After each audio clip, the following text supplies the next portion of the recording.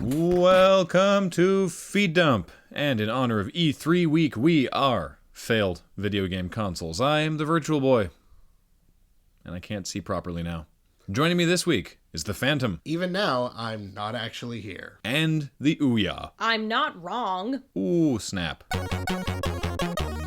In a Pacific Northwest twist on a social media meme, someone in Vancouver, British Columbia is hiding envelopes of weed around the city and then tweeting clues as to its location. I just want to point out, I've been in Victoria all weekend. Be right back. Alright kids, well, the tooth fairy might not be real, but the weed fairy sure as hell is. And unlike the meth fairy, the weed fairy won't take your teeth. Welcome to beautiful Vancouver, where we have so much weed we've just resorted to giving it away. I love the idea of this, but I'm a little annoyed because it's not like you can go around distributing just anything. If you leave out random free baked goods, people are like, no, I don't want those. Those could be laced with drugs. But if you leave out drugs, that's okay? People aren't like, isn't this laced with other worse drugs? This is following on the social media memes of hiding money and telling people where it is, and then hiding beer and telling people where it is. And a Vancouver police constable said the hidden money was interesting. The hidden beer was fun, maybe not well thought out, but it had good intentions. The hidden marijuana is a bit ridiculous. And by ridiculous, he means fucking awesome. Even if you're not selling it to someone, if you're basically delivering it to someone, that is considered trafficking. Yeah, so I can basically already picture, like, Michael Douglas dramatically stapling it to a post. It's time again for everyone's favorite Feed Dump segment. Paul and Matt have to figure out what Graham is talking about. Except, since they have not been on a Feed Dump together since literally the first episode, this week filling in for Matt is Andrew, and filling in for Paul is Kathleen. Paul and Matt have to figure out what Graham is talking about. A Florida man has painted the front of his house to look like a giant American flag to protest what? He actually just got back from a trip to Vancouver, and guess what he found? The house next door that's painted like a giant Canadian flag. Just straight up fucking communism. Ooh. Gaming related because it's E3 week. The Last Guardian getting canceled. That'll show Sony. Well, it's painted like an American flag, so he'd probably want to protest something that's really un-American. Obama! I'm going to take a slightly different approach here. I'm going to say the American flag painting was just a little bit of high spirits on his part, and then his wife came home and she's like, what the shit did you do to the house? And he's like, no, it's in protest of crocodiles. Come on, Leroy, think fast. What, The Last Guardian's not canceled? Oh my god, make up your minds. No wonder that guy painted his house. So, startlingly, those are all wrong.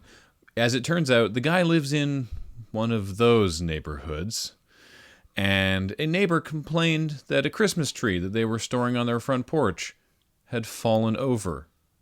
And so the code enforcement officer showed up to write him a citation for this, and then just went nuts with the citations. He was cited additionally for lack of screens on some of his windows, some peeling house paint, some yard debris, and some rotted wood on the building. So basically the American flag is his way of saying, I'm sorry, I thought this was America. Why would they cite somebody for not having screens on their windows? I mean, if you get mosquitoes in your house, it's not a detriment to the neighborhood. Are they that racist that anything that's not a white person moving in is a bad thing? You know what? Screw the terrorists. It's time America declared war on homeowners associations. Fuck those guys. We shall go on to the end. We shall fight by our fences. We will fight by our sheds and our gardens. And we will fight with growing strength and growing confidence to paint our houses light robin's egg blue instead of regular robin's eggs blue. We shall defend our castle, whatever the cost may be. We shall fight in the vacant lot behind our development that is yet to be turned into another subdevelopment, beside the basketball courts and behind the gazebo. We shall fight on the hill that is beside the communal mailbox and is kind of a pain in the dick to get up to. We shall fight and we shall never surrender! Churchill was British. America! Fuck yeah! I'm just surprised he didn't paint a giant ding-dong on it. That's phase 2. Dateline, Boyertown, Pennsylvania. A school district aide has been suspended after she tricked students into eating pet treats, telling them they were cookies. Wow. Kids are stupid. I wonder they have to go to school for all those years. I kind of want to make fun of these kids, but when I was in university, my RA tricked me into drinking laundry detergent, so I don't really think I have a leg to stand on here. How? Well, basically, they claimed that it was a new sort of raspberry drink from Tim Hortons, and you know how laundry detergent kind of has a red color to it? And I was very sick, so I couldn't smell anything. So I was just like, oh, okay, I'll try a sip. And it tasted terrible, so I swallowed it to get the taste out of my mouth. And then I vomited for like 6 hours. University. Attempted murder. I just really want to know how she sold that to the kids. Like, was it like, all right, class, today we're going to eat these mystery biscuits I brought from home. Don't tell your parents. I understand maybe thinking this idea, but I don't understand the follow through. I mean, I realize there's a lot of joy to be gained from seeing children suffer. In her defense, the bacon ones taste pretty good. You need to stop eating things people give you immediately. What? Does it matter at all that she got 75 kids to do this? Okay, I think we're really missing the point here. Who cares that she got these fucking kids to eat dog biscuits? Her class size is 75?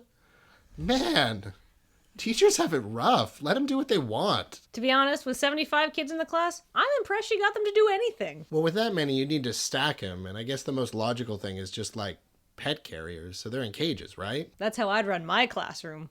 Do not pay me to watch your children, folks. You kidding me? I'm not even paying you for this.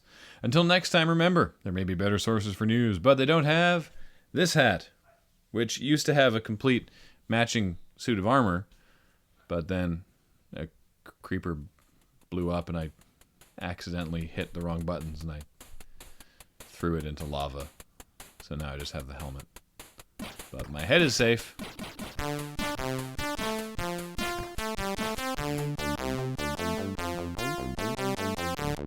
Does it matter at all that she got... Hey. What's phase 3? I think phase 3 is painting over everything else and putting a hostess ding dong on the side of your house. That'll show them. Wait, what?